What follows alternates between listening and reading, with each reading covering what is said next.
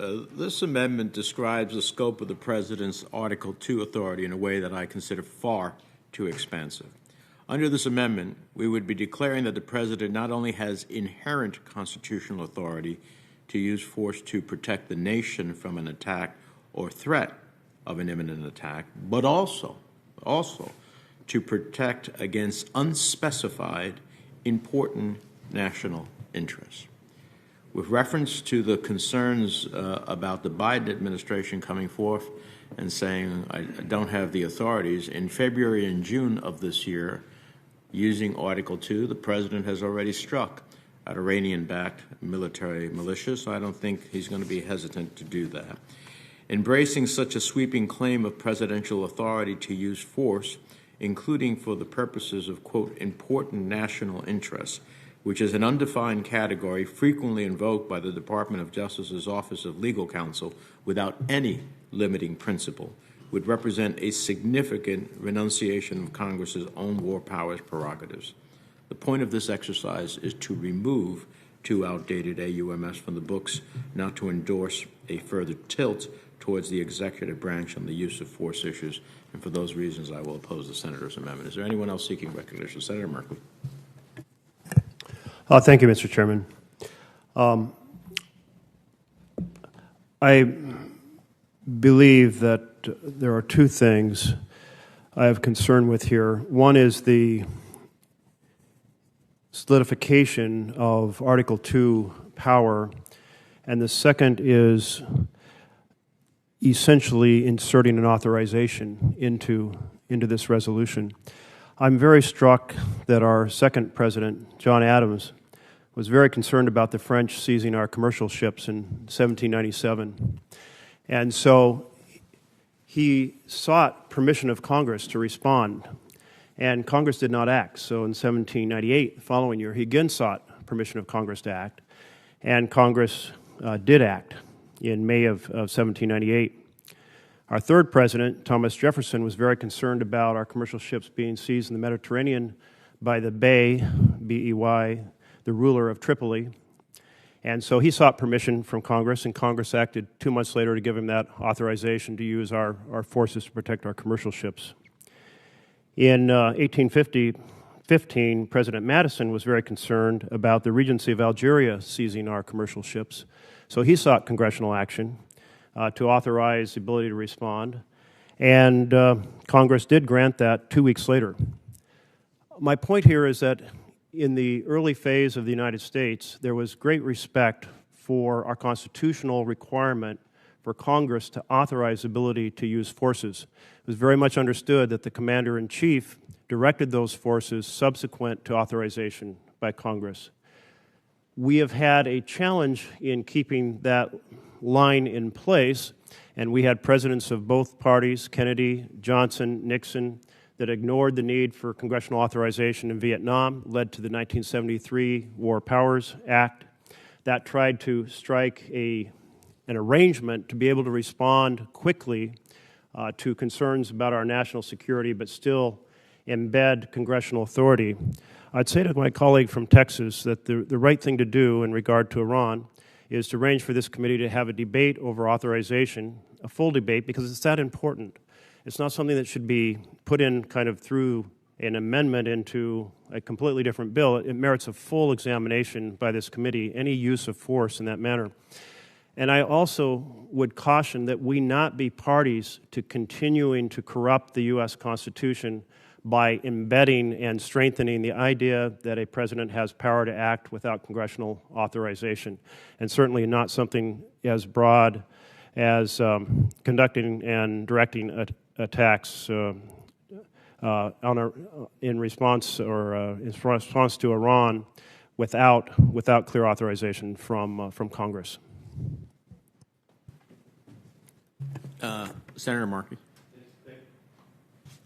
Thank you, Mr. Chairman. I think you put your finger on it, Mr. Chairman, when you referred to the language here, which says that the President has the ability to protect important national interests. The inherent vagueness of that term makes this amendment just completely unacceptable. We're having a a markup of legislation, and thank you, Senator Kane and Senator Young and all who have worked on it, to try to reassert congressional authority, to reclaim our authority. Here, in this amendment, there would be an abdication of our authority. We would be saying to the president, any president, that they would just have the ability to protect important national interests, undefined, or defined only by the Office of Legal Counsel in the White House.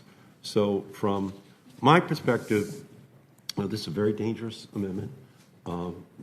We need to absolutely give the attention to Iran that it deserves.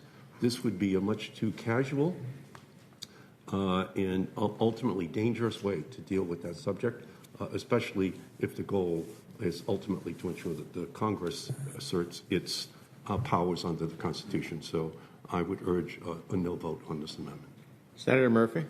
Thank you very much, Mr. Chairman. I would argue on the merits that it would be a terrible idea for this committee to authorize an open-ended war with Iran. But I would plead with my colleagues that even if you believe that is the right course for this committee to take, don't do it by sticking a whereas clause in the middle of a deauthorization of military force relative to 2002. This will sort of spin legal scholars in circles. I've read this 7 different times, and I'm not clear what it authorizes and what it doesn't. It certainly appears to be an open-ended, limitless authorization of war against Iran. But, man, if you're going to make this commitment as a body, we shouldn't be doing it in a whereas clause. It should be its own piece of legislation subject to significant hearing and discussion. So I'm ready for a conversation about how to better authorize the military actions that have taken place against Iranian-backed proxies in Iraq and other places. This is just a tremendously irresponsible way to do it. Senator Cardin. Yes, I also oppose the amendment, and I support the underlying resolution. As I said before, I voted against the 2002 authorization when I was in the House of Representatives, and I will vote to repeal it now. But I mentioned earlier the 2001, and the reason I mention that, look how 4 administrations have interpreted the language we put in the 2001 resolution. If we were to adopt the amendment, think about how this could be interpreted by administrations as basically a blank check to do whatever they want to without Congress's approval. We're taking Congress out of the equation. So I agree with my colleagues. We should be talking about the appropriate use of force in regards to the threat of Iran. It needs to be done as its own separate debate and its own separate deliberations, and I would encourage my colleagues to reject this amendment. Does the senator seek a recorded vote or a voice vote? I'd like a recorded vote, but I'd like a chance to respond to the arguments that have been made. The senator will have that opportunity. First, let me recognize the ranking member, Senator. Well, thank you. I'm going to be very brief on this. I'm going to vote for this, and the reason I'm voting for this is because of messaging. As I said, all we're talking about here is messaging, in my judgment. I would be very reluctant to vote for this if it wasn't simply a whereas that was added. A whereas clause has no legal effect whatsoever. And so if indeed we were going to adopt this as substance, as suggested by my good friends from the other side, I think this would take a lot more deliberation on our part, getting the lawyers in here and picking it apart word by word. But where it is a message in a whereas clause to Iran, I think if Senator Cruz, you can sum up. Thank you, Mr. Chairman. You know, this is the second time in several weeks that members of this committee have presented 2 inherently contradictory arguments in response to amendments that were offered. A couple of weeks ago, I offered an amendment to our bill dealing with China forced labor, saying that the administration should not be able to import electric vehicles that were manufactured by Chinese slave labor in concentration camps. That was amended with Senator Hagerty's amendment to include solar panels.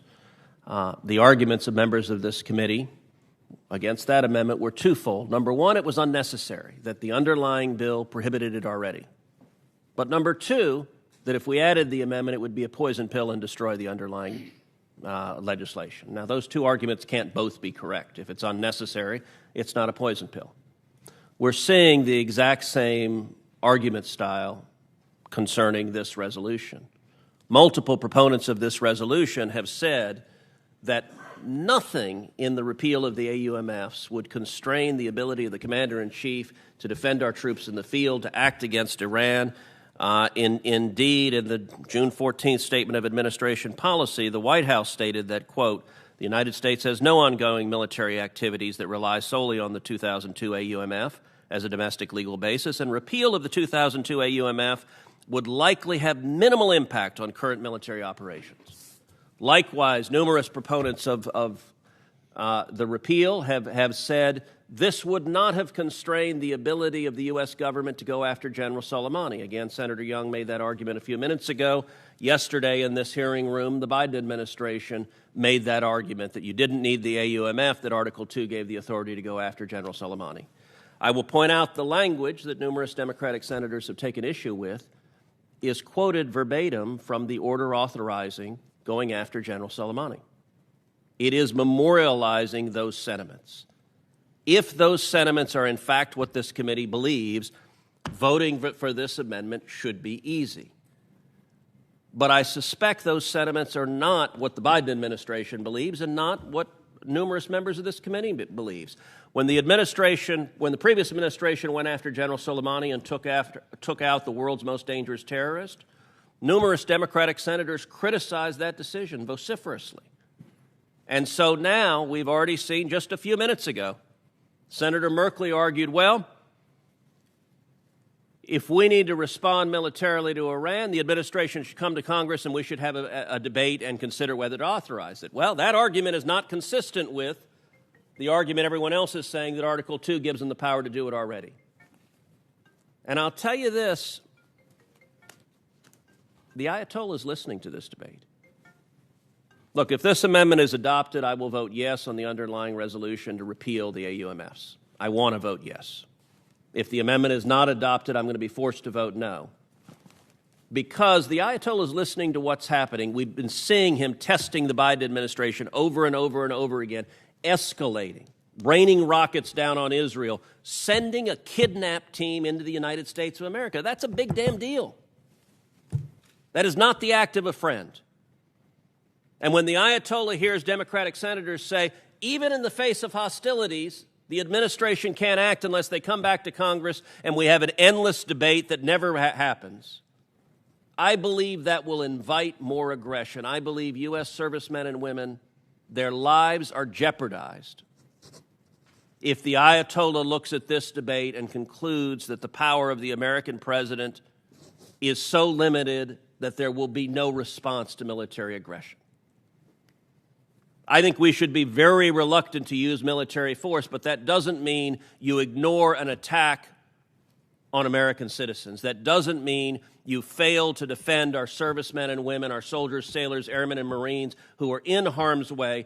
And when you telegraph that the commander-in-chief's hands are tied and he won't act even in the face of hostile aggression, you invite more hostile aggression and more American blood shed by the enemies of our nation. I know that none of us want to see that outcome. I would just comment, then we'll call for a vote. I know the senator thinks that he is in the mindset of the President of the United States. The President of the United States in February and June took action, which some members here have concerns about, but nonetheless took action under his Article 2 powers to attack Iranian-backed militias. I think he sent a very clear message to Iran. Don't mess with us. So I am not of the belief that the President of the United States, if he felt there was a threat by Iran that was imminent or, in fact, did something, that he would not necessarily wait for Congress. We may disagree. Some of us may disagree that he should come to Congress.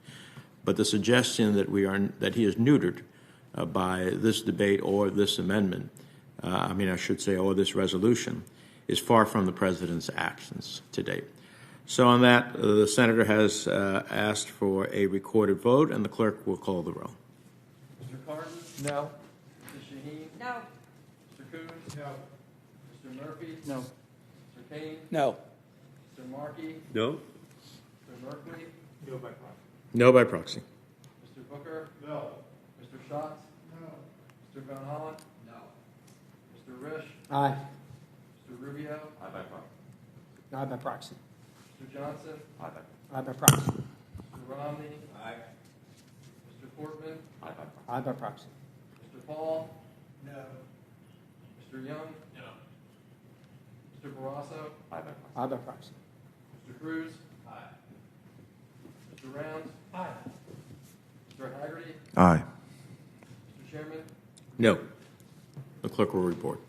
Mr. Chairman, the yeas are 9, the nays are 13.